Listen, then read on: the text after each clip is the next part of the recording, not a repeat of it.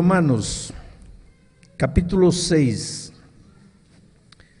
versículos 3 y 4, dice así: ¿O no sabéis que todos los que hemos sido bautizados en Cristo Jesús, hemos sido bautizados en su muerte?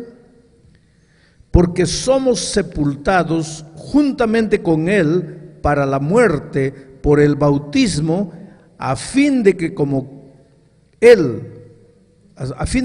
Cristo resucitó de los muertos por la gloria del Padre, así también nosotros andemos en vida nueva. Hay varios pensamientos que quiero compartir con ustedes esta noche. ¿O no sabéis que todos los que hemos sido bautizados en Cristo Jesús hemos sido bautizados en su muerte? Vamos a hablar primero de la muerte. Muerte es contrario a la vida. Todos nosotros hemos nacido para vivir. Todos nosotros hemos nacido con vocación de vida. Al ser humano naturalmente le gusta vivir, le encanta vivir. ¿Por qué? Fuimos creados para la vida, no fuimos creados para la muerte. Aunque la vida sea la peor de las vidas, aunque la vida sea una vida de miseria, de limitaciones, de pobrezas, de dificultades, de dolor, de enfermedad, de traición, de violencia, cuando llega el momento de morir, el ser humano se agarra desesperadamente de la vida. Hasta un suicida, en la mitad del proceso de suicidio se arrepiente, solo que ya es tarde. Porque nadie quiere morir. El ser humano fue creado con vocación de vida, pero la muerte entró. Infelizmente la muerte entró. Y cuando estoy hablando de muerte, no estoy hablando de la muerte eterna. Estoy hablando de la muerte. Vamos a pensar un poco esta noche en el misterio de la muerte. Todo empezó en el jardín del Edén. Dios les dijo a Adán y Eva: no toquen el árbol, porque si ustedes tocan, van a morir. Infelizmente ellos tocaron. Mi pregunta para ustedes esta noche es la siguiente: ¿murieron o no murieron? A ver, traten de descubrir. ¿Murieron o no murieron? Si murieron, ¿cómo siguieron hablando? ¿Cómo cosieron hojas de higuera para cubrirse la desnudez? ¿Cómo tuvieron hijos? Ahora voy a preguntarles de nuevo. Dios les había dicho: no toquen del árbol de la ciencia del bien y del mal, porque si tocan van a morir. Ellos tocaron. Mi pregunta: ¿murieron o no murieron? Murieron. Pero no es la muerte instantánea. Ojalá que hubiesen muerto instantáneamente. Porque si hubieran muerto instantáneamente, ya no habrían sufrido. Por eso dicen que la mejor muerte para morir es la muerte de accidente de avión. En 5 segundos estás muerto. La peor muerte es la muerte de cáncer. Vas muriendo, muriendo, muriendo y no mueres. Pero el avión en 5 minutos, cuando el avión se desploma en 5 minutos, moriste. Ya no sabes nada de nada. Cuando el avión cae al suelo, ya hace rato estabas muerto. Ojalá que Adán y Eva, cuando pecaron, hubieran muerto. Ya, se acabó. Ya no habría dolor, no habría sufrimiento, no habría miseria, no habría nada. Pero la muerte, querido, no es una muerte instantánea. Es una muerte en el gerundio. Morir muriendo. Muriendo cada segundo, cada minuto, cada hora, cada día, cada año, vas muriendo, muriendo, muriendo. Lo peor del pecado no es apenas la muerte eterna, porque La muerte eterna, querido, pues ya es definitiva, ya no sabrás nada de lo que suceda, estarás muerto. No vas a disfrutar de la vida eterna, pero estarás muerto, no tendrás conciencia de nada. Lo peor de la muerte es que el diablo te va matando, matando, matando, matando todos los días. Mata tus sueños, mata tu familia, mata a tus hijos a través de las drogas, de los vicios, de la promiscuidad. Mata tus planes, mata tu salud, mata tu vida financiera. Llega un momento en que no tienes más ganas de vivir, porque el diablo te va matando, matando, matando. Yo estaba durmiendo una madrugada y el teléfono sonó. Miré el reloj, 1:00 de la mañana. Agarré el teléfono medio dormitando. ¿Quién es? Y una voz ronca decía así: usted es la última persona con quien hablo, porque cuando cuelgue me voy a matar. Me desperté. ¿Quién eres? No interesa quién soy, me voy a matar. Le digo, calma ahí, pero ¿por qué te vas a matar? ¿Saben lo que dijo? Porque la vida que vivo no es vida. Pero estaba hablando conmigo. ¿Cómo no es vida si estaba hablando conmigo? Ah, querido, es que la vida no es un periodo de tiempo en que tu corazón bate, que tu pulmón respira. No, no, no. La vida no es andar, no es comer. Yo te pregunto, ¿estás vivo? No sé. Porque muchas veces tú escuchas esa expresión: esta vida no es vida. Esta vida es un infierno. ¿Para qué vivo? La vida no tiene sentido sin Cristo. Y todo comenzó en el jardín del Edén, cuando ellos tocaron el árbol de la ciencia del bien y del mal, empezaron a morir lentamente, muriendo. Hoy día queridos, nosotros no nacemos para vivir, nacemos para morir. Cada día vamos muriendo, cada día que pasa nos aproximamos de la muerte. Eso no es vida. Pero esa es la consecuencia del pecado, porque el salario del pecado, la paga del pecado es la muerte. Y ahora viene Pablo y dice: porque todos nosotros hemos pecado. Y si todos nosotros hemos pecado, todos estamos destituidos de la gloria de Dios. Todos merecemos morir. No hay justo ni siquiera uno. Todos aquí, yo, tú, todos estamos condenados a la muerte eterna. Y al morir muriendo, al morir lentamente, se te mueren las células, se te mueren los cabellos, se te muere todo. Ahora, como el ser humano no fue creado para morir, sino para vivir, él no quiere morir.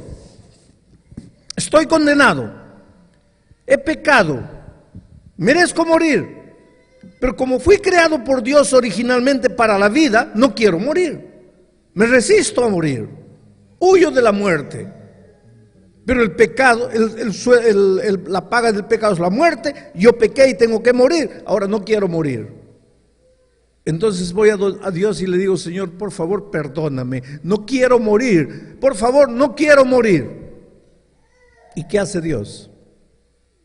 Si Dios mirase desde el cielo a los hombres y dijese así: ah, está bien, no quieres morir, entonces puedes irte, estás libre.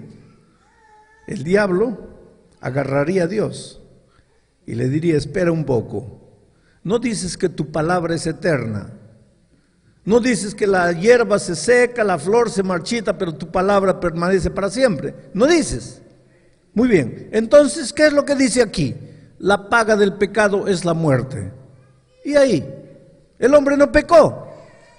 Ahora, porque te dice: no quiero morir, ya le dices: está bien, ándate. ¿Tú ves cómo el enemigo agarra a Dios en su palabra? Porque si la palabra de Dios es eterna y la paga del pecado es la muerte, entonces el hombre pecó, tiene que morir. Pero el hombre no quiere morir. Y Dios tampoco quiere que el hombre muera. Porque aunque el hombre pecó y merece morir, Dios lo ama. Y esta es una cosa que tienes que entender, querido. Que Dios te ama. Que Dios te ama mucho. Ya lo dijo y lo voy a repetir. Tú no puedes hacer nada, nada, nada para que Dios te ame. Porque Dios ya te ama sin hacer nada. Y tú tampoco puedes hacer nada, nada, nada para que Dios deje de amarte. Porque hagas lo que hagas, Dios te amará hasta el fin. Dios te ama. Cuando ando por la vida, por el mundo, encuentro gente que me pregunta: pastor, ¿cómo Dios puede amarme? Mire mi vida, soy una miseria, soy una basura, no valgo para nada. En las alturas de mi país, allá en Perú, un hombre me decía: pastor, ¿cómo puede Dios amarme? El poco sueldo que gano lo gasto con mujeres, con bebidas, maltrato a mi esposa, maltrato a mis hijos. ¿Cómo Dios puede amarme? Yo no sé cómo Dios puede amarte. Una cosa sé: Dios te ama. Y Dios te ama mucho. Ahora, Dios te ama y no quiere que mueras.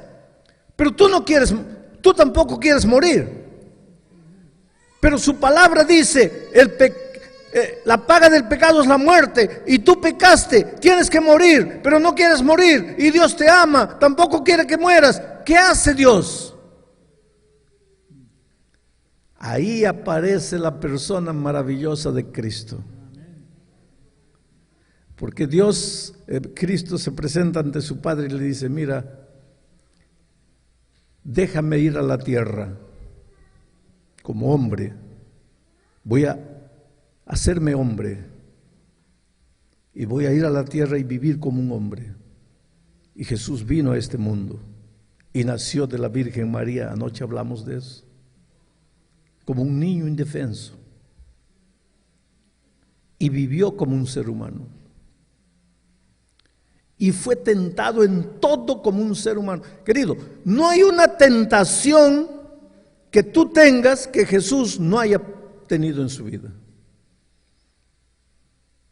De donde el enemigo te ataca a ti, a Jesús lo atacó. No hay una tentación que tú tengas. Y Jesús tuvo una tentación que nosotros jamás tendremos. Quiere decir, además de todo, de que fue tentado en todo lo que nosotros somos tentados, Él fue tentado en una tentación más. ¿Qué tentación? Es que Él era hombre, pero era Dios. No dejó de ser Dios, pero era completamente hombre. Pero siendo completamente hombre, era completamente Dios. Es un misterio. Entonces, muchas veces, la tentación para Él no era solo ir atrás de las cosas de esta vida. La tentación para Él era usar sus poderes de Dios. Porque cuando vino a la tierra hizo un trato con su Padre, que en esta tierra no usaría sus poderes divinos para nada. Por eso el diablo en el desierto le dijo: si eres hijo de Dios, si eres hijo de Dios, si eres hijo de Dios, tratando de hacer que saque el poder de Dios que tenía dentro de él. Pero él no podía, porque le había dicho a su Padre: voy a la tierra y voy a vivir como un ser humano, no voy a usar mis poderes divinos. Entonces Jesús, además de todas las tentaciones que nosotros tenemos, Él tuvo una tentación más que nosotros jamás tendremos, porque nosotros no somos Dios. Y Él sí, Él tenía la tentación de usar sus poderes divinos, pero fue tentado en todo y sin pecado. Él casi al final de su vida en esta tierra dijo: ¿quién me redarguye de pecado? ¿Quién apunta un pecado en mí? No hay pecado en Él. Entonces, ahora Jesucristo se presenta ante su Padre y le dice así: Padre, en tu palabra hay un principio. El hombre que peca tiene que morir. Pero de ese mismo principio se desprende otro principio. El hombre que no peca merece la vida. El hombre que peca merece la muerte. El hombre que no peca merece la vida. El ser humano pecó, tiene que morir. Yo fui a la tierra como hombre y no pequé. por más que fui tentado en todo, entonces yo gané la vida. Ahora yo quiero hacer en la palabra no hay algo que no diga que yo no puedo hacer un intercambio. Entonces la vida que yo gané, porque fui tentado en todo y no caí, se la voy a dar al hombre. Y la muerte que el hombre merece porque él pecó, la voy a tomar yo para mí. Y fue eso lo que sucedió en la cruz del Calvario. Te voy a explicar de otra manera, con una ilustración. Mira, unos días antes de que matasen a Jesús, había un delincuente llamado Barrabás. ¿Te acuerdas de él? Un hombre malo, violento, matador, ladrón, asesino. La policía de Jerusalén lo buscaba a Barrabás y lo agarraron. Y cuando lo agarraron, toda la sociedad quedó feliz, porque pensaron así: ahora sí va a morir el enemigo, ahora podemos salir en la noche tranquilos, que ya no nos va a hacer nada, él ya está preso. Y fue juzgado y condenado a la muerte. En aquel tiempo, los peores delincuentes eran condenados a morir clavados vivos en una cruz. A veces tú no te das cuenta, porque nosotros decimos así: Jesús murió en la cruz. Sí, pero ¿qué significa Jesús murió en la cruz? Era la más cruel y sanguinaria muerte que podría existir. Porque mira, primero, antes de clavar a un hombre, primero le preparaban la cruz. Porque si el ladrón midiese 2 metros, no podría ser clavado en una cruz de 1,50. Entonces la cruz tenía que tener su tamaño. Entonces, una vez condenado el ladrón, llevaban las medidas al carpintero. Ahí el carpintero preparaba la cruz, tanto de brazo, tanto de largura, tanto de altura. Él llevaba la cruz, agarraba su dinero y se iba. Ahí estaba la cruz. A Barrabás le hicieron eso. Ahí estaba la cruz de Barrabás. Seguramente abajo en el pie también el carpintero colocó cruz para Barrabás. Ahí estaba la cruz de Barrabás, con las medidas de Barrabás, con el nombre de Barrabás, todo listo para Barrabás. Esa muerte de cruz era terrible. Porque, querido, nadie muere porque le hacen un hueco aquí y otro hueco aquí. Ni porque le hacen un hueco aquí y otro hueco aquí. Porque estos no son puntos vitales. Si te clavasen el clavo aquí, ahí sí. Si te clavasen el clavo aquí, tal vez. Si te clavasen en el riñón, quién sabe. Pero aquí nadie moría. Era de propósito. Le colocaban el clavo en puntos que no eran vitales. Entonces levantaban la cruz. Y con el peso del cuerpo del delincuente, las carnes se rasgaban. Y ahí se quedaba ahí, semidesnudo, clavado en la cruz, la sangre chorreando. Ahora, la ley de esos días no permitía que se le dé comida, ni agua. Todo lo que se le podía hacer es pasar un poco de algodón con vinagre en la boca, nada más. ¿Y cuánto tiempo quedaba ahí colgado el delincuente? Dependía. ¿Dependía de qué? De la resistencia. Uno fuerte, lleno de vida, de energía, podía durar 3, 4, 5 días. Ahora miren el drama. El hombre colgado, de hambre.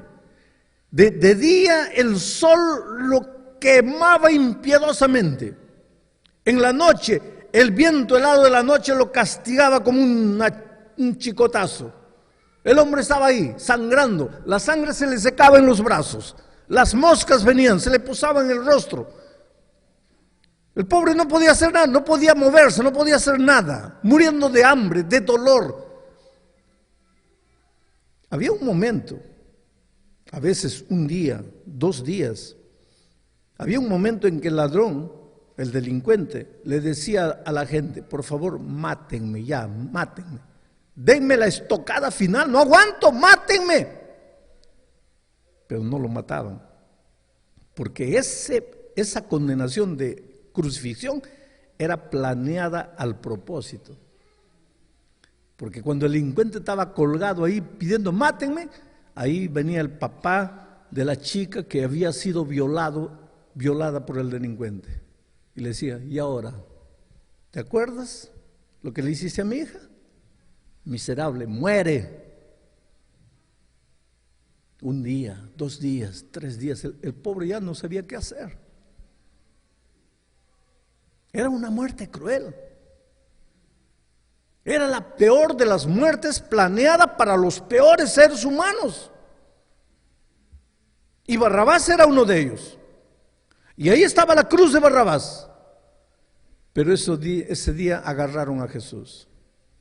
Y Jesús no le había hecho mal a nadie, pero lo condenaron a la muerte de cruz, sin que hubiese hecho mal a nadie. Ahí aparece Pilato. ¿Te acuerdas de Pilato? Pilato quería salvar a Jesús. Y pensó así, ¿qué hago? ¿Qué hago para salvarlo? Y él pensó, ya sé, mañana es fiesta. Y en días de fiesta tenemos la costumbre de soltar a un delincuente. Y como tenemos a Barrabás, ya sé lo que voy a hacer. Mañana voy a llevar a Jesús y a Barrabás. Y le voy a decir al pueblo, ¿a quién quieren que suelte? Y como Jesús no les ha hecho nada, y Barrabás es un terrible delincuente que hace mal, todos van a querer que suelte a Jesús, y yo logro lo que quiero. Al día siguiente, ahí fue Pilato. Y dijo, en días como este soltamos a un preso. Aquí tengo a Cristo y a Barrabás. ¿A quién quieren que suelte? Y cuando el pueblo respondió, Pilato casi enloqueció. Porque el pueblo dijo, suelta a Barrabás, crucifica a Cristo. Pobre Pilato ya no podía hacer nada. Los soldados vinieron, soltaron las esposas, las algemas las cadenas de Barrabás. Barrabás quedó suelto. Ya no había tiempo para prepararle una cruz a Cristo. Además ahí estaba una cruz ociosa, porque Barrabás quedó suelto. Yo creo que en este mundo, quien entendió de verdad lo que quiere decir Jesús murió por mí fue Barrabás. Porque cuando Barrabás quedó suelto, seguro que se dio en la cara, se pellizcó. ¿Qué pasa? ¿Estoy soñando? Es verdad, yo, el delincuente, el matador, el violento, estoy libre.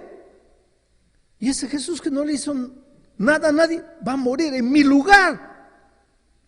Yo imagino que antes de irse Barrabás se acercó a Jesús y le dijo, Señor, gracias, gracias. Y se fue. Estaba libre. Aquella tarde cuando Jesucristo subió a la cruz del Calvario, Él no estaba cargando su cruz, porque a Jesús nadie jamás le preparó una cruz, porque Jesús nunca mereció una cruz. Y tú me vas a decir, aquella tarde estaba cargando la cruz de Barrabás. Mentira. Aquella tarde estaba cargando mi cruz. ¿Por qué? Yo pequé y estaba condenado a muerte, pero le digo a Dios, no quiero morir. Y Dios dice, pero la palabra dice que el pecado merece muerte. La obediencia merece vida. Tú pecaste, tienes que morir. Sí, Señor, pero yo no quiero morir. Y Dios dice, yo también no quiero que mueras. ¿Y qué hacemos?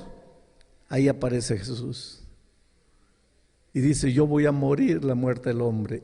Y mi obediencia se la regalo a Él, para que Él merezca la vida. Y la desobediencia de Él la tomo yo. Yo voy a morir en lugar de Él. Para que entiendas esto, te voy a contar una historia del pastor H.S.M. Richards, que fue el fundador del programa La Voz de la Profecía en inglés aquí en los Estados Unidos hace muchos años. Ya murió. El hijo estaba hasta poco, pero también ya está jubilado. Ese pastor cuenta la historia de su vida. Y él dice que cuando era adolescente, así muchachito de 10, 12 años, inquieto, le gustaba entrar a la chacra del vecino y robar las manzanas del vecino. Y un día el vecino fue a la mamá y se quejó: oye, su hijo me está robando las manzanas. Y la mamá se quedó avergonzada y agarró una vara y le dijo: mira, hijo, ¿estás viendo esta vara? Sí, mamita. Escucha una cosa, tú no puedes volver a robar las manzanas del vecino, porque si tú haces eso, la próxima vez yo te doy 5 veces con esta vara. ¿Estás escuchando? Sí. ¿Qué dije? Que si voy nuevamente me das 5 veces. Entonces, ¿está claro? Está claro. Y él cuenta, pasó un día, pasó 2 días, pasó 3 días, y las manzanas del vecino estaban más rojas que nunca. Y un día entró, cogió 5 manzanas y volvió. Y cuando vuelve al patio, ¿a quién encuentra ahí? La madre con la vara en la mano. Inmediatamente las manzanas cayeron al suelo. Él comenzó a llorar. Mamita, perdóname. No hay perdón, hijo. Nosotros teníamos un trato. Si entrabas, te daba. ¿Sí o no? Sí. ¿Entraste? Entonces tiene que haber castigo. Pero mamita, por favor. No, hijo. Teníamos un trato. Sí, mamita, pero hijo, teníamos un trato. Dice que él cayó arrodillado, llorando. Mamita, perdóname. Ahora, ¿qué madre no se conmueve cuando ve a su hijo arrodillado pidiendo perdón? Y la madre le preguntó: hijo, ¿no quieres recibir el castigo? No, mamita. Entonces solo hay una manera. ¿Cuál es? Levántate, hijo. Él se levantó. Y la madre le dijo: ahora toma la vara en tus manos. ¿Para qué, mamita? Toma la vara en tus manos. Él tomó la vara. Y la mamá se volteó y le dijo: ahora, hijo, tú me vas a dar 5 veces en mis espaldas. Porque hubo pecado, tiene que haber castigo.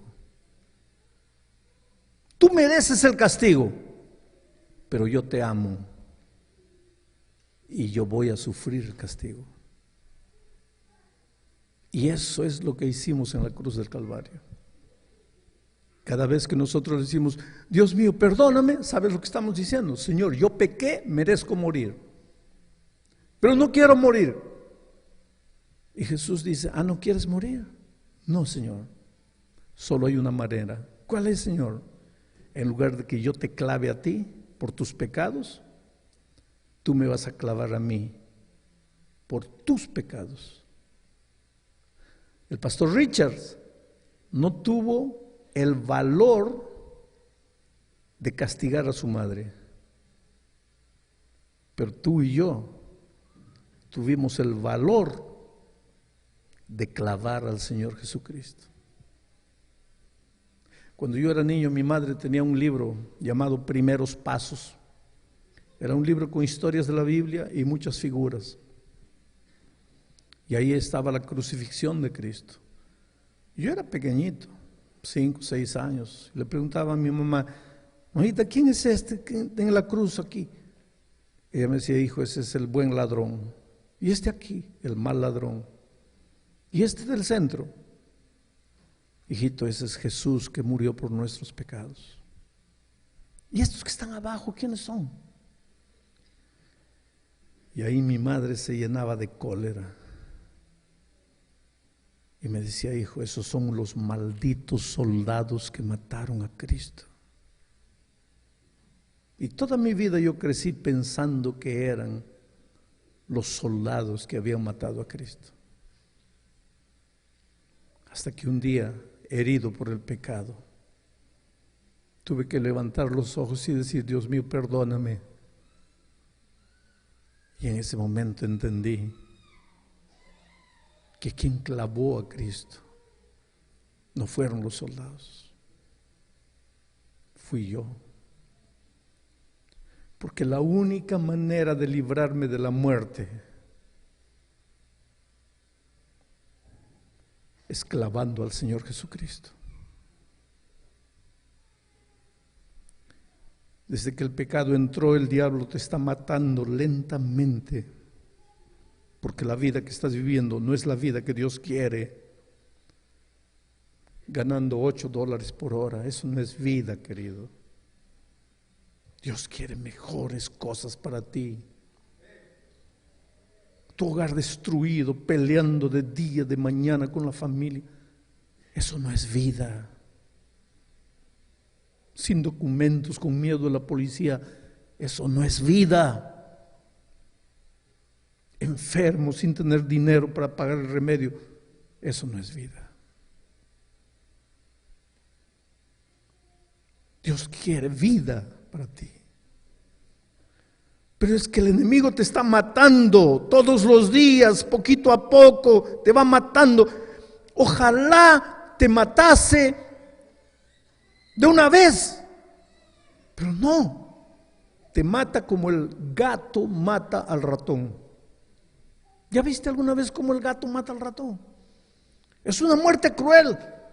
Juega, lo echa para aquí, lo echa para allá, lo echa para aquí, lo muerde, pero ojalá que lo mordiese, no lo muerde para dejarlo herido y después lo deja y se hace al tonto, se hace el que está durmiendo. Y el pobre ratoncito mira y piensa que el gato está durmiendo y se va yendo. Y cuando ya piensa que puede correr, comienza a correr, el gato de un salto lo agarra y nuevamente lo mordisca y lo tira. Eso es lo que el diablo hace contigo. Le prometes, Dios mío, ahora ya nunca más, esta es la última vez. ¿Cuánto te dura tu promesa? 1 semana, 2 semanas, ahí el diablo te agarra de nuevo, te asfixia, te amarra, te esclaviza en el vicio, en esto, en aquello, en la bebida, el cigarro, la droga. Eso no es vida. Y ahora tú le dices, Señor, yo quiero vivir, por favor, dame la vida, no quiero la muerte. Y entonces Jesucristo te dice, solo hay un camino para que tú no mueras. ¿Cuál es ese camino? Ya no es clavarlo a Él. Eso es lo que Pablo dice en el texto de esta noche. ¿O no sabéis que todos los que hemos sido bautizados en Cristo Jesús, hemos sido bautizados en su muerte? Quiere decir, cuando tú entras aquí al tanque del bautismo, en el momento que estás entrando al agua, es como si en la cruz tú estuvieses muriendo. La muerte de Cristo en la cruz te sirve para ti cuando tú mueres aquí.